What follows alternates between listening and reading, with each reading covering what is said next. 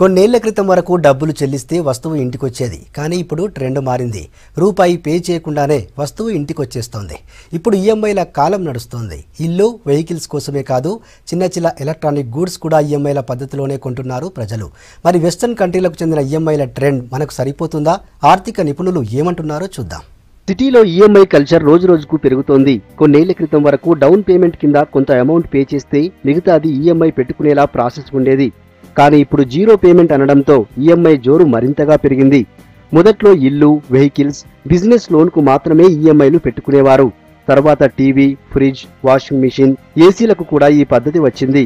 Loss లేకుండా వ్యాపారం నడవడంతో స్మార్ట్ ఫోన్స్, ఎలక్ట్రానిక్ గూడ్స్ కు కూడా ఈఎంఐలు ఇస్తున్నారు వ్యాపారులు. ఎకానమీలో వాళ్ళకి బ్రాండ్ కావాలి, so they are approaching us. మేము కూడా వాళ్ళకి depending upon the customer we are showing the appropriate brand to that customer. So ఏంటంటే వాళ్ళు కూడా ఇన్ని బ్రాండ్స్లో ఎకానమీ బ్రాండ్ వాళ్ళకి నచ్చింది, power paying capacity, they are purchasing good model and they are taking back and they are happy for purchasing this AC. ఇక e commerce business వచ్చాక EMI జోరు మరింత పెరిగింది. ఆన్లైన్లో smart phones, ear phones, power bank, shoe, dresses ఇలా కావలసింది కొనుక్కోవడం, EMI పెట్టడం మామూలైంది. యూత్ ఎక్కువగా ఈ కామర్స్ లో ఈఎంఐ పెడుతున్నారు. అవసరం మేరకు మాత్రమే ఈఎంఐలు పెట్టుకోవాలని అంటున్నారు ఆర్థిక నిపుణులు. ఈ మధ్య ఫ్రిడ్జ్, వాషింగ్ మిషన్ లాంటి ఎలక్ట్రానిక్ గూడ్స్ కొన్నాళ్లు వాడి కొత్త ఫీచర్స్ రావడంతో మార్చేస్తున్నారని చెబుతున్నారు. ఎప్పుడూ కూడా ఏదైనా వస్తువును కొంటే దాని రేటు రోజురోజుకి పెరగాలే కానీ తగ్గే గూడ్స్ కొనడం మంచిది కాదంటున్నారు.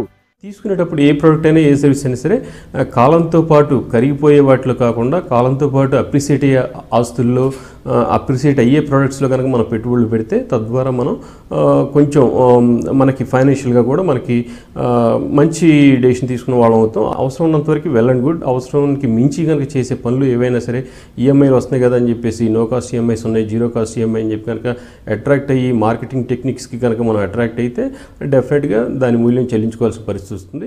వెస్టర్న్ కంట్రీస్ లో ఉండే ఈ ట్రెండ్ ఇక్కడకు రావడం కొంతవరకు మంచిదే అయినా పూర్తిగా ఈఎంఐ మీద సేల్స్ జరపడం మంచిది కాదంటున్నారు ఎనలిస్టులు.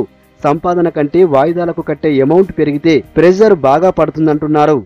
ప్రతిదీ కూడా ఈఎంఐ తెచ్చుకుంటారు వాళ్ళు. ఈ మధ్యలో చూసాం, 2-3 నెలలు వాళ్ళకి శాలరీస్ రాకుంటే గిల్లగిల్లలు ఆడిపోయినారు. అంటే ఇంట్లో ఉన్న మెటీరియల్ సామాన్లు కూడా అమ్ముకున్నారట.